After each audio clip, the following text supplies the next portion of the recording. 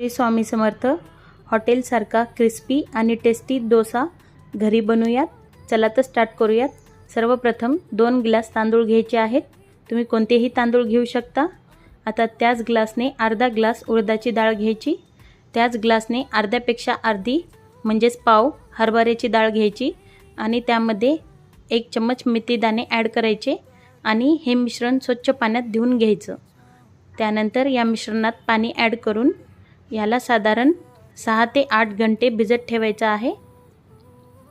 आता 8 घंट्यानंतर हे मिश्रण एका मिक्सरच्या भांड्यात ॲड करायचे. त्यामध्ये पाणी ॲड करून याला दळून घ्यायचं आहे.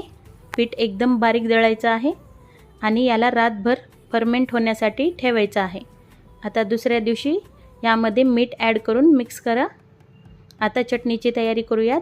भाजलेले शेंगदाणे, फुटाणे, ओलं खोबरं, हिरवी मिरची, जिरे, कोथिंबीर आणि मीठ ॲड करून हे मिश्रण दळून घ्यायचं. आता यामध्ये लागेल तसं पाणी ॲड करून चटणी तयार करायची.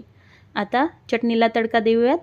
एक कढई घेऊन त्यामध्ये ऑइल घालायचं. जिरे, मोहऱ्या, कढीपाला आणि सुकी मिरची ॲड करायची आणि हा तडका चटणीमध्ये ॲड करा. रेडी आहे आपली चटणी. आता दुसऱ्या बाजूस आलूची भाजीची तयारी करायची. आलू उकडून घ्यायचे, त्यानंतर चिरून घ्यायचे. आता हिरवी मिरची दळून घ्यायची. त्यानंतर गॅसवर कढई ठेवून ऑइल ॲड करा. त्यामध्ये जिरे व मोहऱ्या ॲड करा आणि हरभऱ्याची डाळ आणि उडदाची डाळ याला लाल होईपर्यंत परता. त्यानंतर कढीपाला, कांदे, अद्रक लसूण पेस्ट आणि हिरवी मिरची ॲड करा आणि छान फ्राय करून घ्या.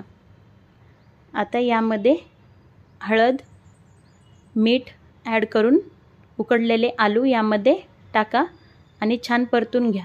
नंतर या आलूला छान क्रश करायचं आहे, अगदी दाखवल्याप्रमाणे.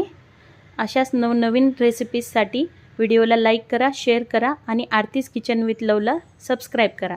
आता यामध्ये कोथिंबीर ॲड करायची आहे. रेडी आहे आपली आलूची भाजी. आता दुसऱ्या बाजूस एक तवा ठेवायचा आहे. त्याला ऑइल ग्रीस करायचं आणि कपड्याने पुसून काढायचं. यामुळे तव्याचं टेम्परेचर कमी होईल आणि डोसा एकदम चिटकणार नाही. आता यावर डोसा बॅटर ॲड करून छान पसरून घ्यायचं आहे आणि चोही बाजूने तेल सोडून घ्यायचं. अगदी खरपूस लाल कलर येईपर्यंत हा डोसा भाजायचा आहे. आता यावर आलूची भाजी ठेवायची. बघू शकताय डोशाला किती छान कलर आला आहे. त्यानंतर डोसा फोल्ड करायचा. रेडी आहे आपला डोसा. थँक्यू.